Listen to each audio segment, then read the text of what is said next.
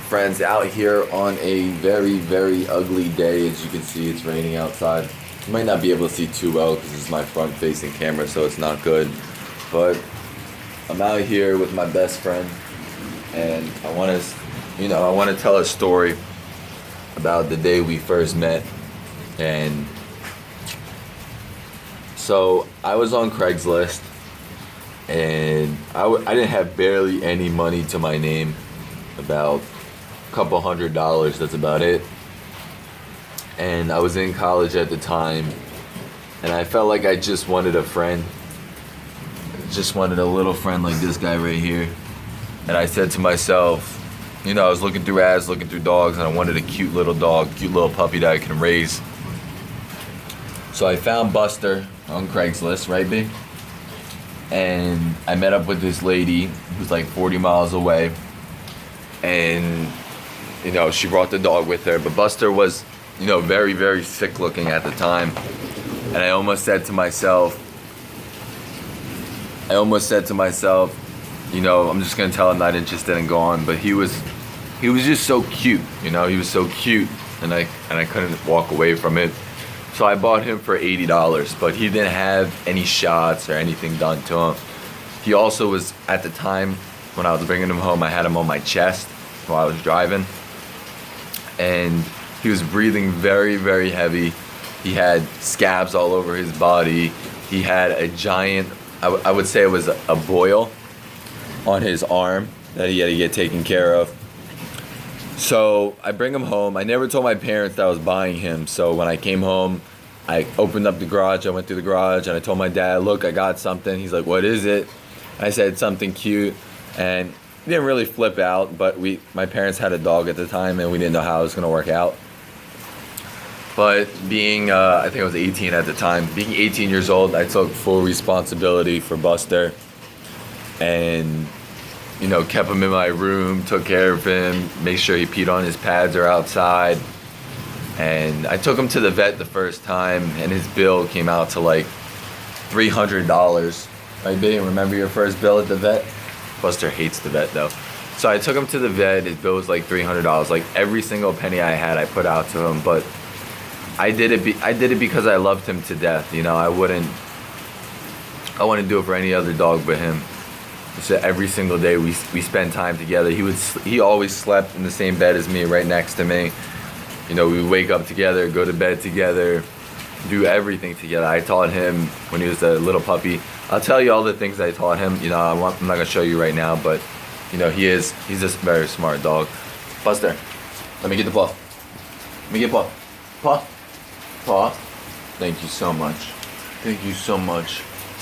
So he knows a lot of tricks that I taught him. He knows, go outside. He goes right outside. To sit, he knows how to sit. Buster, sit down. Sit. Hey, sit. You being good today? So he knows sit, he knows paw, he knows how to protect his food. Every time I say, who's that? Like he goes to the door and starts barking and going crazy. He knows it's time for bed, he goes to his cage. I say, go to your cage, he goes to his cage. When I say it's time to take your pills, he comes over to take his pills, his vitamins. So he's just so smart, and it's not just, demands that he listens to. It's the fact that he's like a human. He's there for me when I need him. Even when I'm on the toilet using the bathroom, he sits between my legs and I rub his back. He's like a person. I massage his back for him. I rub his neck for him. I scratch his head for him. He's just so sweet. B, you almost ready to go outside, but it's so nasty though, right? It's so nasty outside. I don't know what we're gonna do. So I got him. He's turning 5 very soon. On Valentine's Day, he turns 5 years old.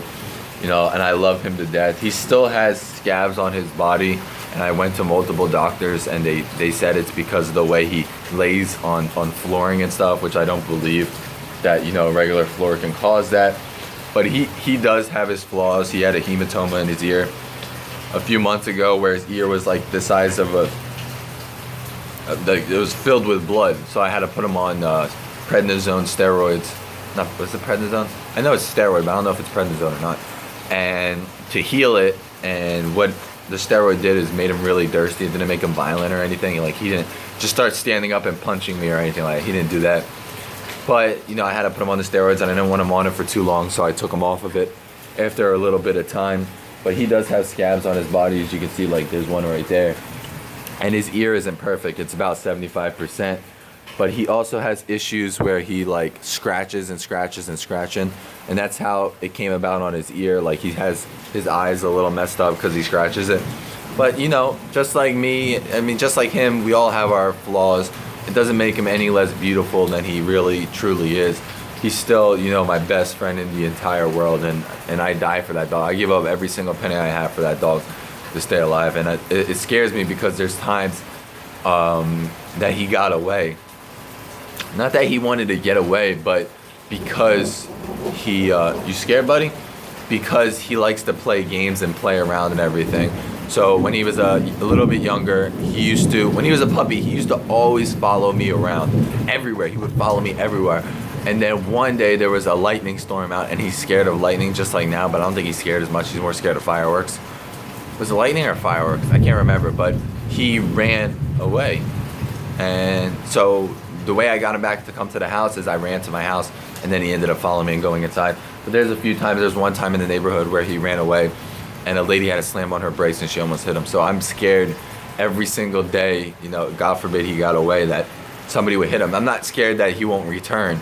I'm scared that, God forbid, a car would hit him. So in my yard, as you can see, I got a nice fence for him to run around in the yard. So he's all good. I don't really walk him besides letting him just hang out in the yard, because he likes just running by himself, to be honest with you. Why is your mouth so wet, huh? But he's so sweet. Let me say what he is. I actually got a DNA swab. That's how much I like him. He's a golden lab. Well, he's a Labrador. He's an American Staff Terrier. What else are you be? He's part Chow Chow, and he's part German Shepherd, which is, I like German Shepherds. I like Labs. I'm not a fan of Chow Chows, and American Staff Terrier is technically a pit bull, so I'm not good with pit bulls either, but he is what he is, you know? That's where his heritage is from. We went to Ancestry.com and found out where his family is from. No, I'm just kidding. Alrighty, guys, I don't want to make this video too long, but I just want to tell you how me and Buster came about and how we spend every single day together. He doesn't, you know, sleep in a cage. He has his own little room and everything. He sleeps in it. It's called the mud room, but it's also Buster's room. So we like to say goodbye to you guys, right, my love? I love you so much. I love you so much. Why is that nose so wet, huh? Why is that nose so wet, huh? Why is that nose so wet, huh? You like massages. Tell him you like massages and you like your head scratched, right? Yeah, you love your head scratched, baby. See, that's his bad ear right here. I know. You don't like it when I touch it. Alrighty, guys. Take care. Thanks for watching this quick video. B and Jake.